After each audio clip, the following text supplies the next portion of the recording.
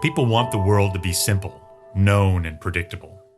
Newtonian physics, Old Testament.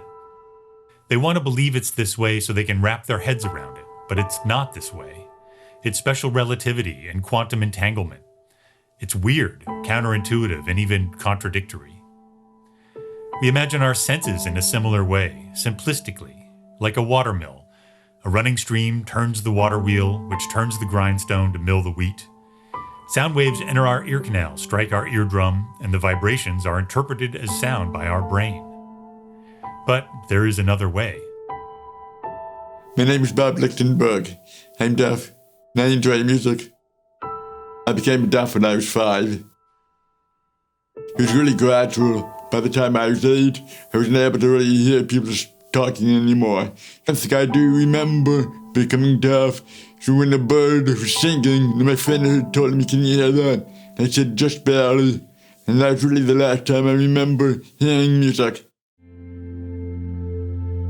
A deaf person shouldn't be able to hear music, but they can. Sound is vibrational information, and the body has ways of sensing this information other than the ears.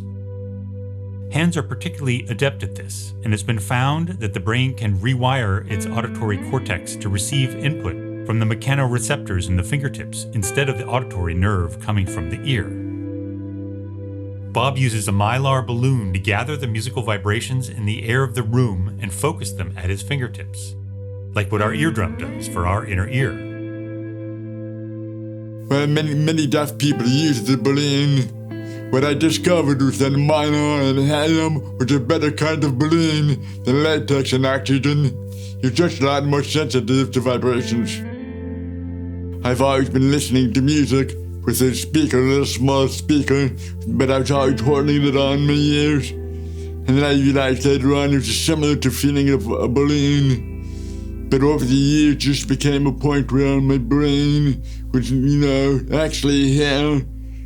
Something really close, but it wasn't close enough, but loud enough, and I'd be feeling it. My brain was just picking it up, as if I was actually hanging really close to me. And so I've adapted to the point where if I don't use the balloon, I can't hear anything, but if I pick up the balloon, music's very clear to me. So my hands are basically mapping to my brain what the ears do. I've done some studies on other deaf people in Europe who were born deaf, who listen with music with the balloon. They find out their auditory cortex is still functional. They're basically hearing. This is just a different pathway, same mechanics. Bob claims his method of listening is limited, and that his balloon doesn't pass on as much detail as a listener might receive through their ears. That may be true, but he's so focused when he listens that he can tell which cable has been swapped in a stereo system by listening alone far more reliably than most audiophiles. There's a lot of guesswork involved in listening with the balloon, because there's a lot of detail that I'm not able to hear, and so I'm trying to figure out in my mind, what are they playing to? With the dead, I know Jerry's gonna go this way, and then Bob's gonna kind of pick up and play along with him. Then do you want to go this way? If I'm listening to particular people playing, because it's really an emotional thing for me. I remember the first time a friend of mine played the guitar with headphones, and I was going, "Wow, hearing people hear this." It's amazing to me how beautiful it was. In the vast, nebulous darkness that was 2020, there is a specific moment that stands out for many in the audio community as a pinpoint of sorrow, and that is the death of writer, reviewer, and musician Art Dudley on April 14th. A few of us in the hi-fi industry who knew Art did what we could to assist his family by facilitating the sale of some of his equipment and records.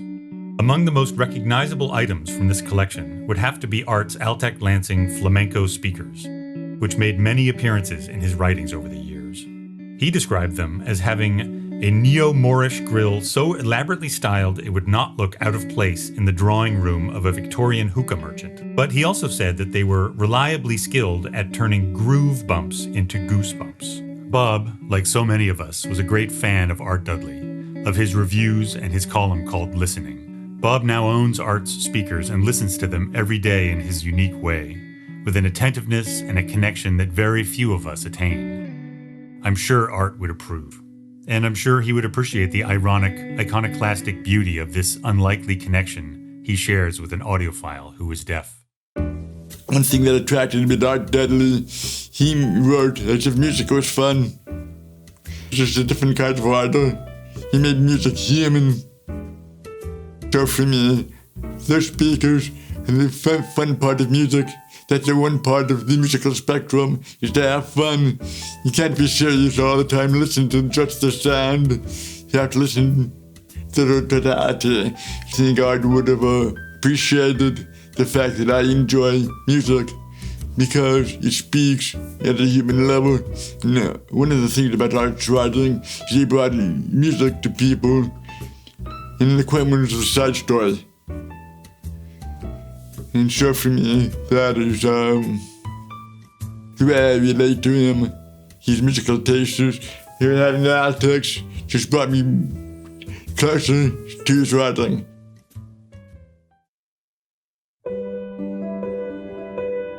English composer Edward Elgar said that there is music in the air, music all around us. The world is full of it, and you simply take as much as you require.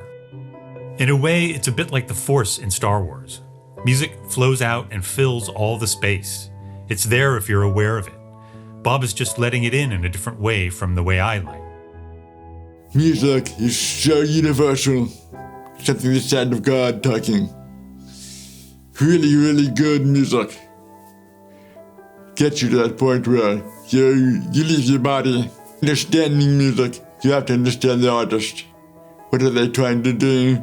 John Coltrane was trying to do something other people weren't doing. I listened to what John was trying to say. In the album liner notes, he said something, this is the music deaf people should hear. I thought, oh wow, how true. That man was, just giving the world his heart. He was just like, right. It's life. Music is life.